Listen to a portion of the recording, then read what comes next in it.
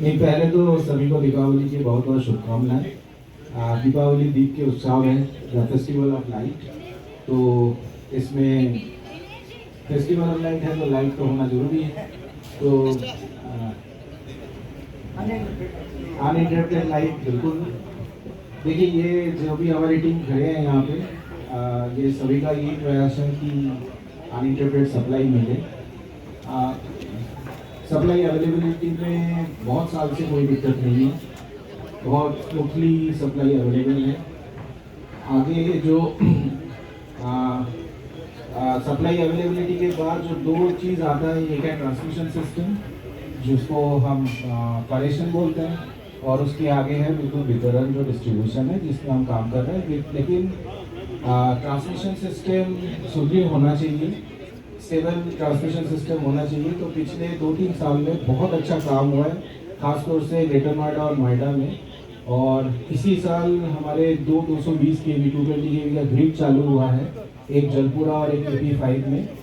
दो 132 के वी की ग्रिड बन के रेडी है, उसकी लाइन में कुछ दो मतलब कुछ पोर्शन अभी बनना बाकी है। हम उम्मीद कर रहे हैं मार्च के अंदर इकोटेक 8 और 10 जो इंडस्ट्रियल एरिया है, एक्चुअली जो हमारे कासना साइड के जो इंडस्ट्रियल एरिया है वहाँ पे बीच बीच में सप्लाई में दिक्कत आती है। तो ये दो ग्रिड आने के बाद इसमें कासना साइड जो है हमारी इकोटेक 8-10 एक्सटेंशन, इसमें सप्लाई अवेलेबिलिटी हो जाएगी।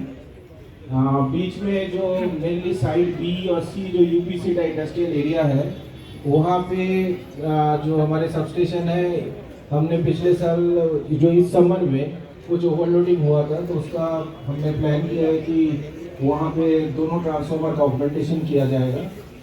और साथ साथ बाकी अभी हमारे 3 सबस्टेशन कमीशनिंग हो रहा है, एक सबस्टेशन ऑलरेडी कमीशन हो चुका है, 2 सबस्टेशन कमीशनिंग हो रहा है, और बाई मार्च अप्रैल और 5 सबस्टेशन कमीशन होंगे। तो ये जो जितने भी आज की डेट में जैसे हमारे पास 33/11 के वी के बिजली उपकेंद्र है, जो आगे बढ़ के 63 और उसके बाद आके 68 हो जाएंगे। तो ऐसे हर साल का ये प्रोग्राम है कि ट्रांसमिशन और डिस्ट्रीब्यूशन की जो बैकबोन है वो कंटिन्यूसली अपडेट होता रहे। फाइनली जो है कि जो डिस्ट्रीब्यूशन सिस्टम है लास्ट माइल, जिसमें कि 11 केवी और 80 के जो लाइन है ट्रांसफार्मर्स हैं, इसमें 11 केवी लाइन ओवरहेड इंडस्ट्रियल एरिया में खासतौर से ओवरहेड होने की वजह से इंटरमीडिएट ट्रिपिंग, जिसको हम ट्रांजिट ट्रिपिंग्स बोलते हैं, ये बीच बीच में आते रहते हैं, या पर्टिकुलरली कोई लेन की सप्लाई ऑफ हो जाती है। तो इंडस्ट्रियल IIA का बहुत दिनों से ये डिमांड है कि इसको ग्रेजुअली अंडरग्राउंड कर दिया जाए। तो आगे जो हमारे 5 साल का, बेसिकली हम लोग यहाँ पे मल्टी या टैरिफ रिजिम में काम करते हैं, हर 5 साल का एक बजट बनता है। तो हमने अभी जो 5 साल का बजट लिया है, इसमें मेरे ख्याल से इंडस्ट्रियल एरिया के करीब 60-65% एरिया ग्रेजुअली अंडरग्राउंड होंगे अगले 5 साल में। जो 25-26 से ये हमारा कंट्रोल पीरियड चालू होगा और आगे 5 साल में ही होगा। और मैं उम्मीद करता हूँ कि इन दी मेन टाइम जितने भी हमने रिंग में यूनिट्स RMU जो हमने लगाए हैं इंडस्ट्रियल एरिया में, वो जरूर कुछ ना कुछ फायदा दे रहा है। आगे और भी RMU छोटे छोटे पॉकेट में लगाए जाएंगे, और ये जो अंडरग्राउंड लाइन अगले 5 साल में हमने जो बजट लिया है, जिसमें 60-65% के आसपास अंडरग्राउंडिंग हो जाएंगे, तो उसमें इस एरिया में बिजली की जो बीच बीच में जो आपूर्ति बाधित हो रही है वो मेरे ख्याल से कम हो जाएगा।